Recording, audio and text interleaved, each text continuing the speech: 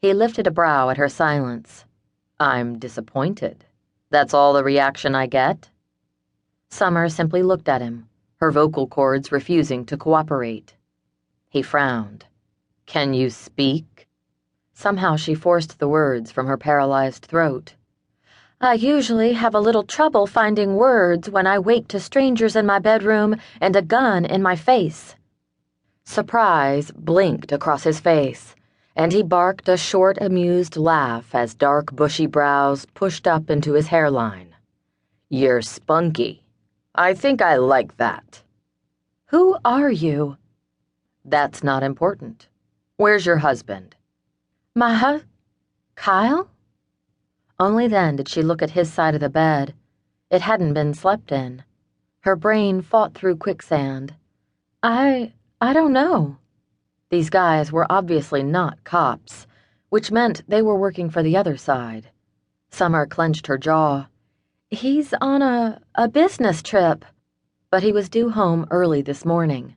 In fact, he should have slipped into the bed next to her about 2 hours ago so they could start their long weekend together.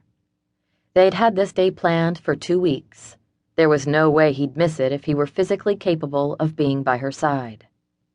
A desperate fear for the man she loved consumed her. The phone rang, nearly shattering her nerves. She reached for it, only to stop when the man next to the door stepped forward, his threatening stance clear. It might be Kyle. Look at the number. She did, and her heart sank. It's not him. It was her sister, Marley. It rang 3 more times before it went to voicemail. The man with the weapon spoke. I need to find your husband. He has something that belongs to my boss, and my boss wants it back. His eyes slid down her in a way that made her skin crawl. She clutched the covers to her chin and glared. What does he have? She asked, trying to hide the terror shivering through her. She did her best to ignore the gun still pointed at her face and raked a hand through her hair. Her mind spun. There were 3 of them.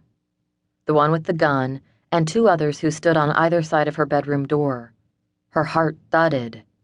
I think you have the wrong house, the wrong person. Kyle would never be mixed up in anything. She paused and bit her lip. Illegal. The phone rang again. Summer knew it was Marley. Her sister knew she was home and would keep calling until Summer picked up.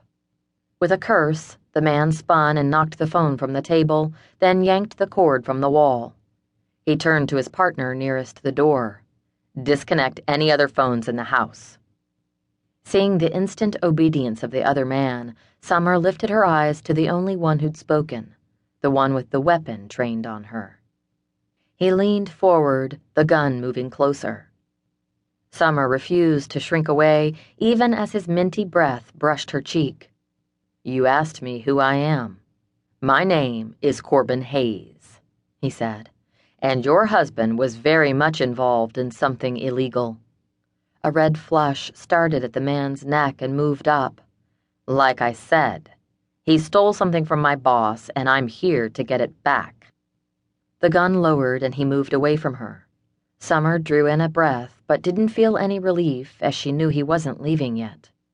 He flicked the weapon toward the picture of the 2 children she kept on her dresser. Nice-looking kids. Her heart pounded and she kept silent. He picked up the picture and pointed the barrel at an older picture of Laura Todd at age 10. Would be a shame for something to happen to the little ones. You leave them alone. The thought of something happening to those children cramped her stomach. They weren't hers, but they were the reason she did what she did, why she fought as hard as she fought to win the cases that were important. As a family court lawyer, she handled some of the most delicate cases that involved precious, innocent lives. Cases like the one they were involved in. Hayes handed the gun to his cohort, who in turn passed him a very wicked-looking knife. Fear glued her tongue to the roof of her mouth. Hayes turned the knife over and tested the sharpness of the blade with a chewed fingernail. A piece of his nail flaked off. Summer couldn't blink, couldn't move, couldn't fight.